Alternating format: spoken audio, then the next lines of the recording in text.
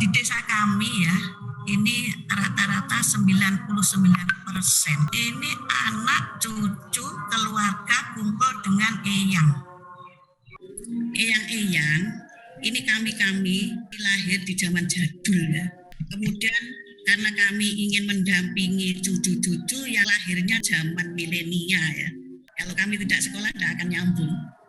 Sehingga kami perlu sekolah supaya kami bisa mendampingi anak-anak atau cucu-cucu yang milenial sekarang ini. Istilah lansia itu menarik buat saya karena istilah mbah itu gaya tambah, mbok gaya tombok. Nah, makanya istilah tadi cucu itu karena pengasuhan semuanya di beberapa tempat hampir tradisi di Indonesia, nenek menjadi tulang punggung keluarga, tulang punggung masa depan. Kami sepakat bahwa cucu tetangga ini juga tanggung jawab kami karena kami ada pengasuhan bersama ya.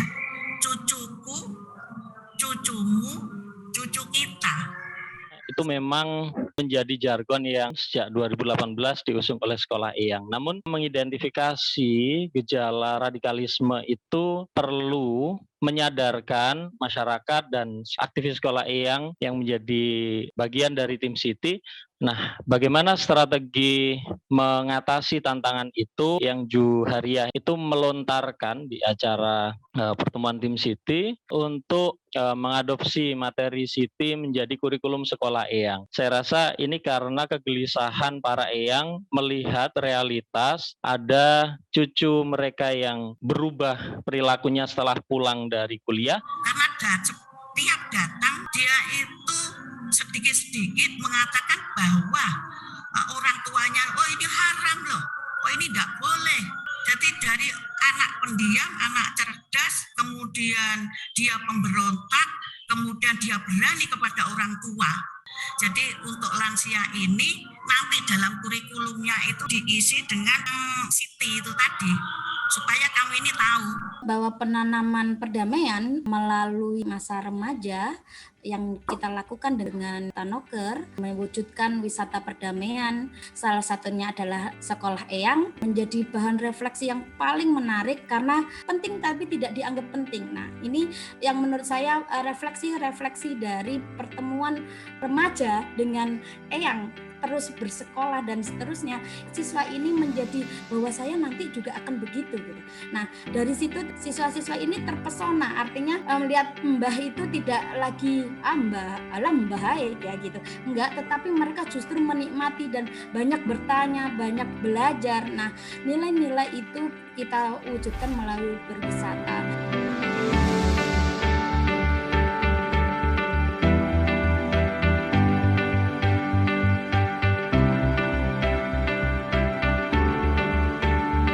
Karena ada yang dirawat ini, maka ada alasan untuk berkumpul dan bersendagurau. Dilakukan sebulan 2 kali, namun ini adalah instrumen saja untuk meningkatkan kerekatan, kerukunan rumah tangga.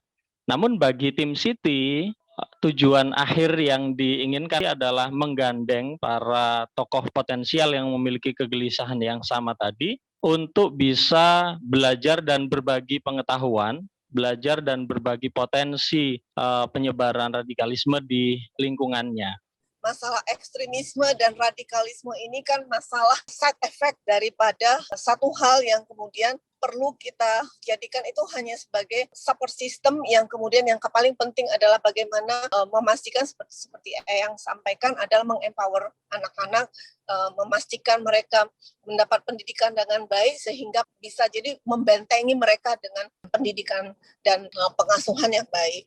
Di tengah masyarakat pun peran lansia tidak dapat dikecilkan. Kita tahu bahwa tokoh-tokoh masyarakat dan tokoh agama mayoritas berusia lanjut yang menjadi pengurus RT, RW, organisasi keagamaan, jabatan-jabatan tersebut memiliki peran besar untuk mengajak dan menularkan nilai-nilai positif kebangsaan. Apa yang dilakukan eyang-eyang ini merupakan gerakan penyadaran kritis secara inklusif dalam bingkai keberagaman atau pluralisme. Artinya beliau-beliau adalah merawat kebinekaan, dan juga sekaligus merawat perdamaian. Ini perlu saya sampaikan nanti kepada Menteri, ini best practices yang sudah dilakukan oleh teman-teman Jember terkait dengan bagaimana bukan hanya peran kaum muda saja, eyang-eyang tersebut bisa membuat satu perspektif terkait dengan masalah radikalisme. Dengan pendekatannya eyang,